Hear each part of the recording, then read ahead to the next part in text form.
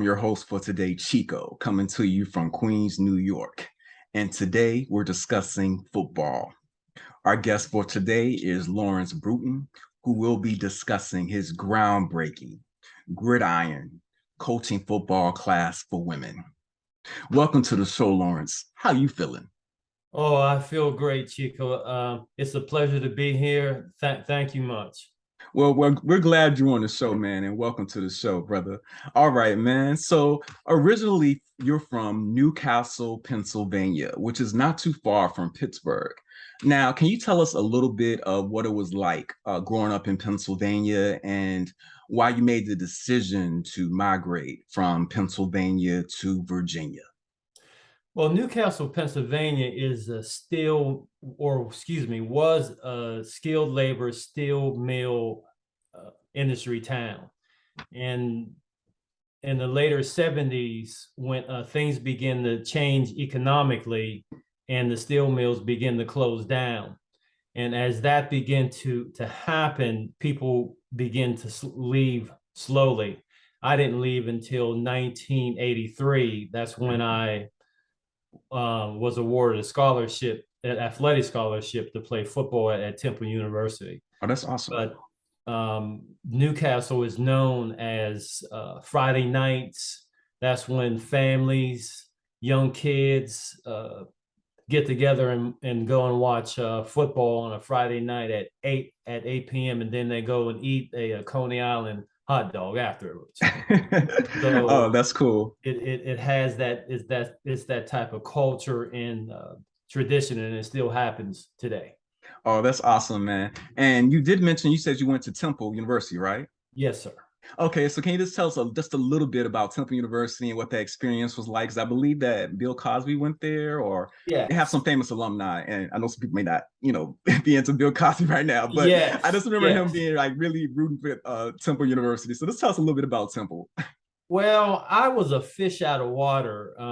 I grew up in a small town of probably less than 25,000, and it's getting smaller as I speak. Okay. So taking a small town rural boy to Philadelphia, it took some adjusting for me to get used to, but I didn't have a choice because I didn't, if I stayed at home, some good things would not have happened to me. So I fought it through, and ironically, one of the storylines of me being down there, people thought that I was not going to do well academically.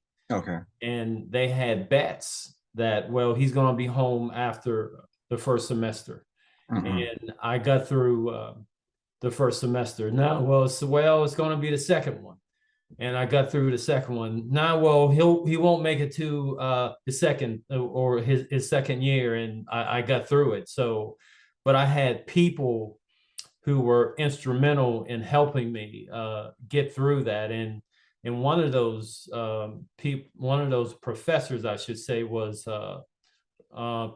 Professor Renee Florsheim. Okay. She was very instrumental in helping me and encouraging me. And I was in her class, and she said, you can do this. Mm. You can do this. You're much smarter than some people think you are. And just getting that type of love. And then I had a teacher, a public school teacher. I had a course on Wednesday or Thursday night, and she was from Camden, New Jersey. Okay. And she helped me tremendously. I wish I could go back and tell her family how great help that she was to me.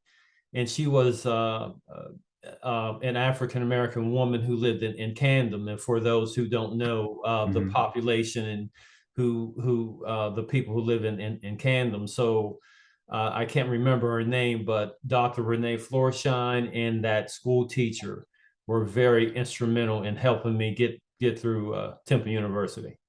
Well, that is awesome. It's interesting that, you had the haters and the people that underestimated you, but then you also had the teachers and professors that really inspired you and motivated you. And so I think a lot of us have shared that same experiences. We have the haters on one side, but then we have those people who are in our corner.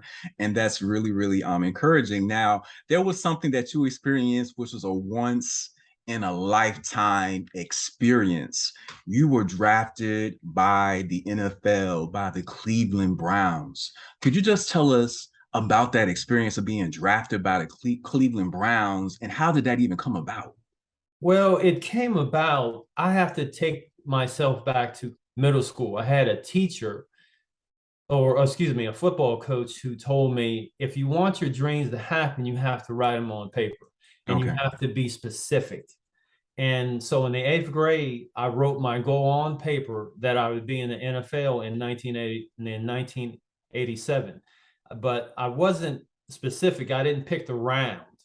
And if I had to do it all over again, I would be more specific on the round and what was going to happen, how many years I would spend. But going back to the eighth grade, that's when I wrote that goal on a piece of paper. So I don't share my NFL experience of being drafted with everyone. I only share the importance of writing your goals on paper. But from the eighth grade until I got there, going through starting in Pop Warner, middle school, high school, and then college, it took a lot of preparation. I ran track when I was in high school. I ran track in middle school, in high school. I wish I would have done it in college, because any skill that you have to fine tune it. You have to treat it like a job. Mm-hmm. And because I lost some speed when I got to college because I didn't continue to work on that skill. Mm-hmm. And but people, as you go along, like in any career that you're in, people get better. Yes. Competition begins to heat up. So you have to prepare yourself, and you have to meet the level of the competition. You have to work harder than the other guy.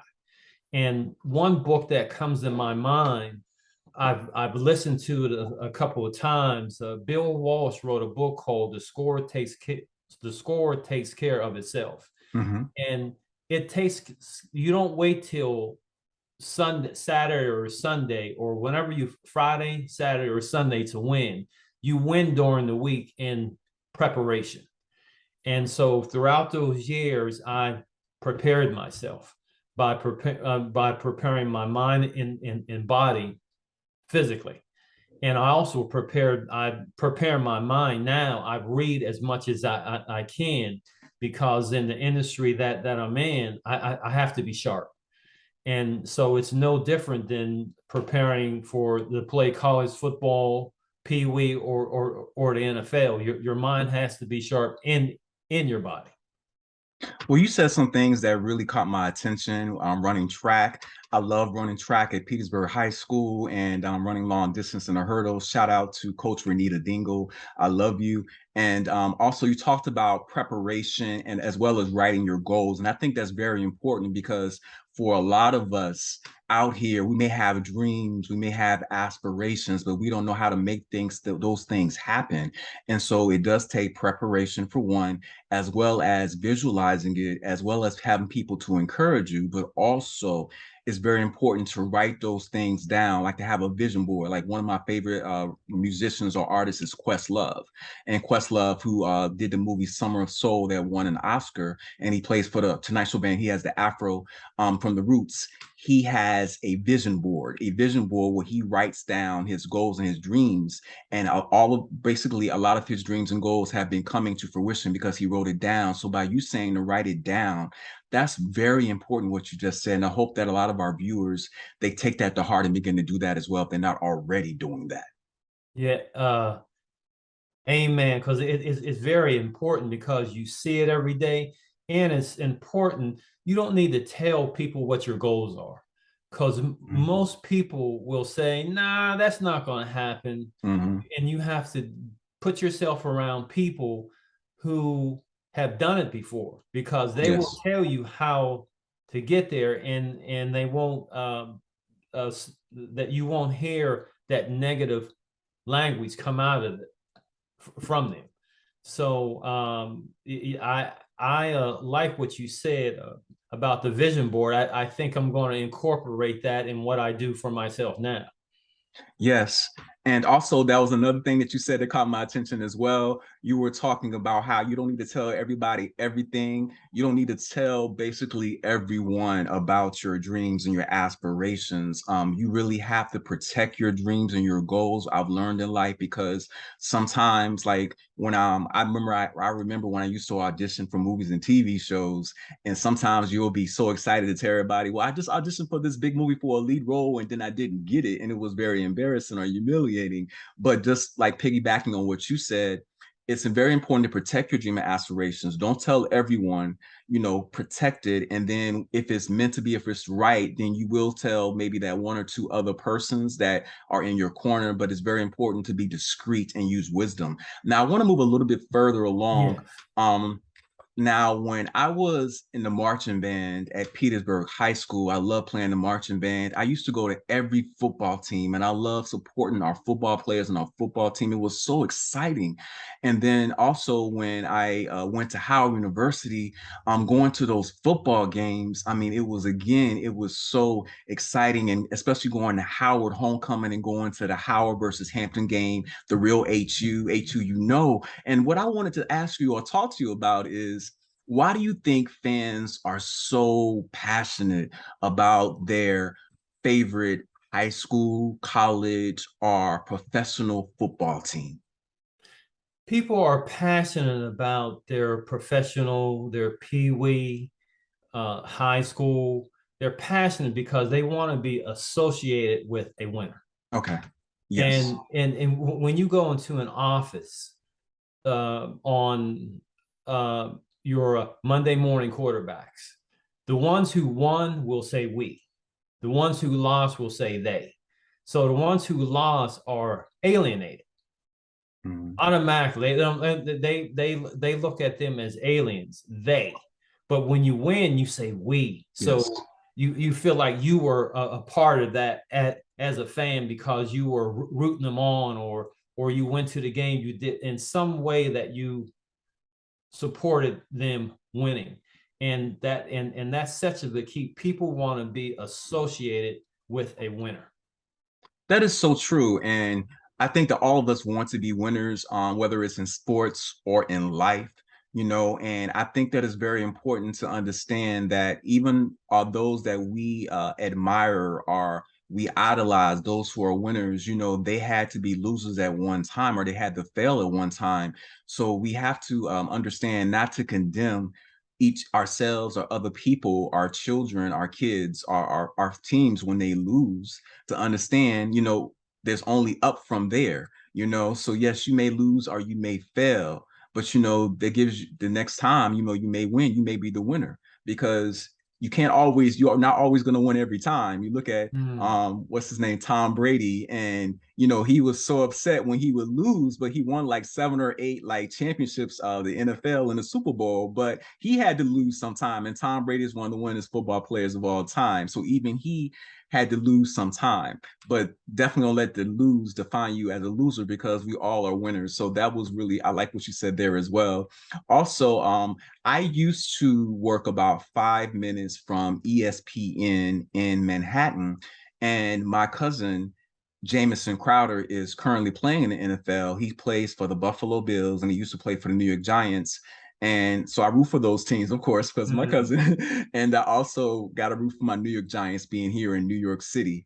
Now, I just wanted to get just a little bit, like, who are you rooting for this season, this football season? I had rooted before I even came out of the womb for the Pittsburgh Steelers. The Pittsburgh Steelers. Yeah, I got family in Pittsburgh and too. I have never been a homer, born, raised black and gold. The black and gold, and that's the Alphas Yeah. as well. Shout out to the Alphas, my father and the Alpha So, fraternity. Shout out to them, and I'm a Kappa though, but shout out to them. excuse me. Shout out to the Alphas though, but I'm a Kappa, but the black and gold is Alpha. So shout Yeah, out to my yeah, father, yeah. and those are the Alphas. MOK. But yeah, the black and gold Pittsburgh Steelers, yeah, they're definitely a dynamic team. I got family out there in Pittsburgh. Shout out to my cousin Mimi. So that's so cool. You're rooting for them. Mm.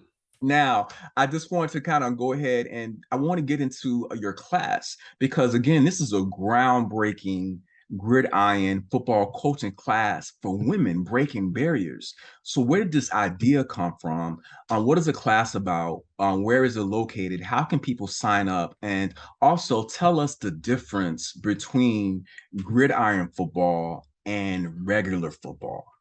Well, gridiron is just the name. It's just it just means that during a season, there's a lot of grinding, a lot of practices, a lot of talking, a lot of leadership. You just grinding. If your season is 6 or 7 games long, it's a grind.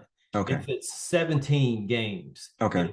It's a grind. And just going through the season because you're out there practicing, you're teaching, you're coaching, and that's where I got that name from. I think it's important to teach because there are women who are demonstrating or who possess the same skills that a football coach who is successful today. They just don't even know it. So the skills are transferable. They just need to know the processes of how to develop a player. Okay. And I'm going to teach that process to them of how to do it, the technique. I'm going to teach the basic skills, and then they can take those basic skills wherever they want to go with it from there. Because if it's their dream, like I wrote in middle school, a dream of being in an NFL in 1987. I wrote that in 8th grade. They can write or create a vision board that they're going to be coaching in an NFL or college down the road, and how they're going to accomplish that. But my goal is to teach them the basic skills so they can launch. Okay. And I'm going to help them launch for those who want to do it and who are interested. Man, that is awesome. And so also with your class, that class is going to be taking place It's going to very soon, right? very soon. The first session is September 21st through October 12th. Okay. And then the second session is October 26th through November 16th. And it's going to be held at the Ettrick Recreation Center in South Chesterfield, Virginia. Okay, great. And so with that class, if women are ladies, for our ladies out there, single ladies out there, like Beyonce, ladies ruling the world, for those ladies who are interested, young ladies, older ladies, that want to do this, that want to be coaches for a football team, how can they reach out to you to sign up for this class, to register, to get involved? Where do they go? Like what number or what email address or what website should they go to? Well, they can use this phone number, 804-706-2596. And Okay. that number again is 804-706-2596. Okay. Call that phone number, and also Chesterfield Recreation. They're going to put something out online for the non-credit courses they're going to be offering. So they can go to Chesterfield County website, recreation website, and find out about the course there as well. And I hope to be, I can't tell you because I haven't negotiated it yet, but I'm going to be in the local area with a table and a chair and handing out information about this class. Okay. Well, this sounds definitely exciting and groundbreaking and breaking barriers, and awesome that you're going to be developing female coaches, football coaches. This is something that's really revolutionary, And I know there's probably a lot of fellas out there that's saying, nah, bro. But this is something that I think is exciting, is good. And women, if they can do whatever they put their mind to as well, they can definitely be coaches for men as well. So and they have the skills and the talent to do it. So this is exciting. And I'm looking forward to seeing this. Are there any notable current female football coaches that you can name for us today? Well, the only one that I know right now, I went to school with her and I played college football with her husband. The coach I know now, I haven't seen her in years though, not since college, was Lori Locust. She's Okay. a defensive line coach for the Tampa Bay Buccaneers. Wow. And she's been doing that, I believe, I want to say at least 3 or 4 years now. So she's doing the game that she loved. I believe she started out doing it semi-pro, and then she got her break. Okay. So I plan on doing the same thing for anyone who's interested in it's something they want to do. And I'd like to add too, I'm going to bring 2 women out to speak about leadership. Okay. That's a key feature. And again, no matter where it's at, leadership is transferable. It's transferable to the football field. So I have 2 ladies that I'm going to bring out to talk about that, because the class is going to run from 6 to 7 when it does start. And they're going to have an hour to talk about leadership, what it is, and how it can help them lead on the field. Oh, that sounds awesome, because definitely leadership is very important, for us to be leaders that can go ahead and inspire and motivate other people. There's something else I want to mention to you. Colin Kaepernick, he risked his life to protest social injustice, but it hurt his football career. What is your perspective on Kaepernick?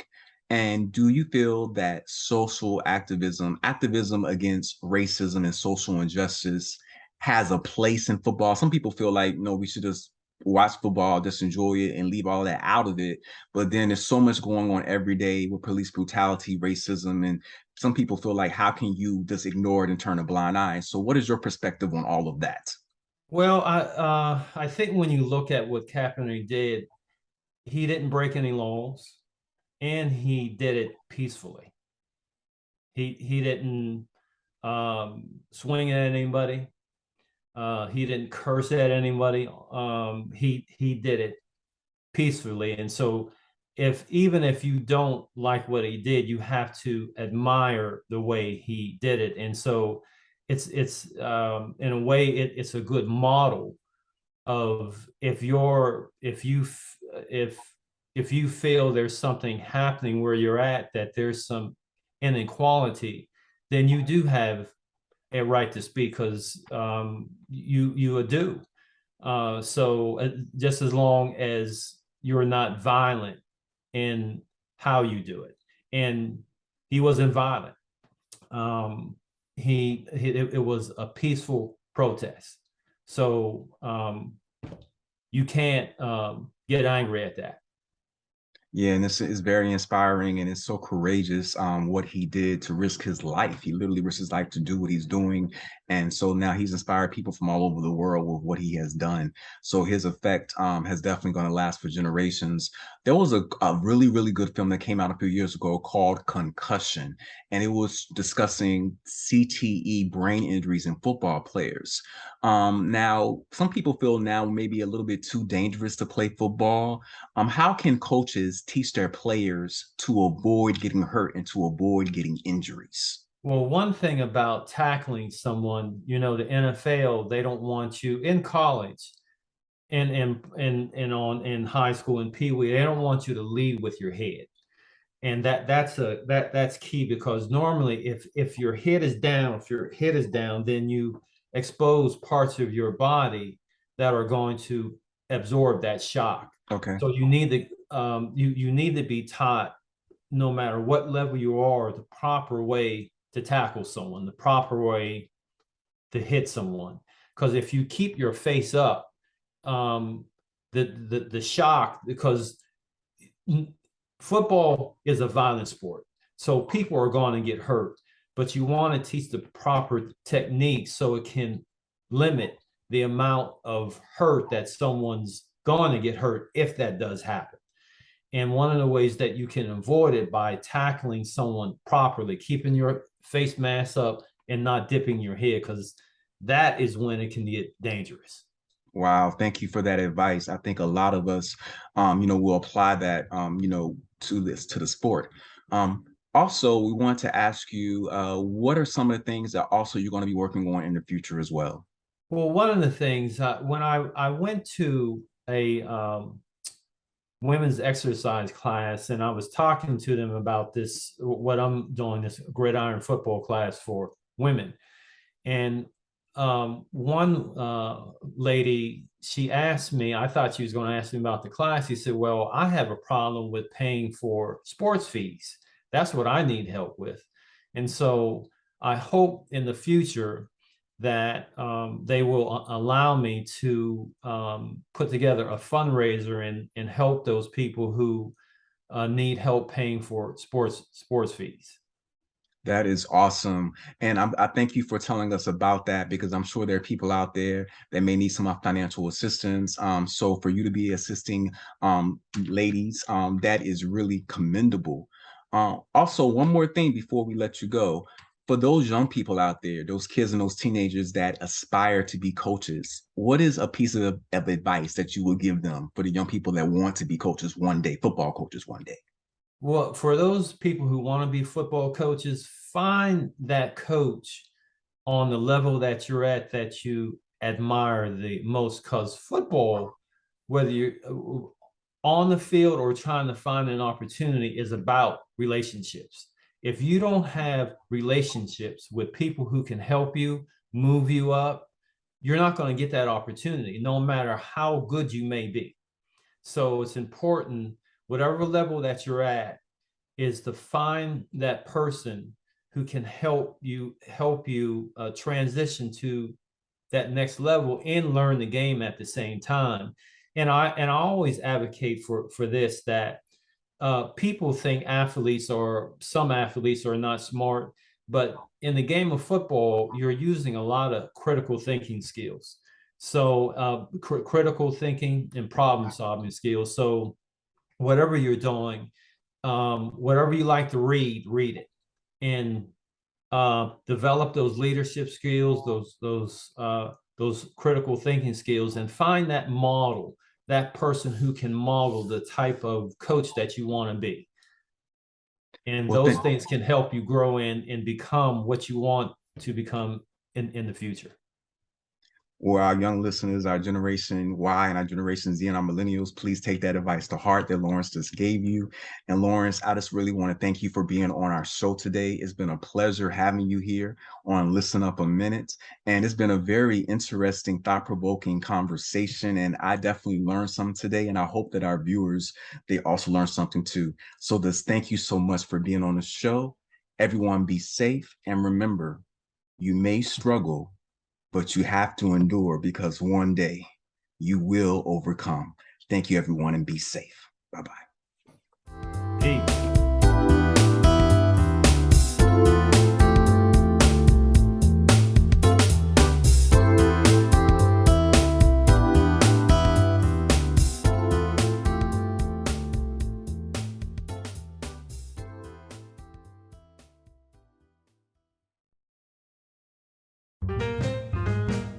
I pledge to be the change I want to see in my community. Register and vote. I pledge to vote in all elections, local, state, and national. Vote.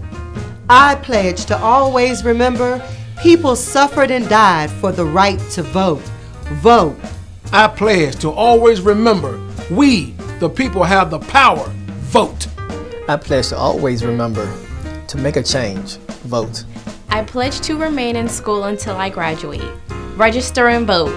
I pledge to remain a law-abiding citizen and protect my right to vote. I pledge to always demonstrate respect for myself and others. Vote. I pledge to get out the vote. I took the Get Out the Vote pledge. What about you? Vote. Take the pledge. Take the power.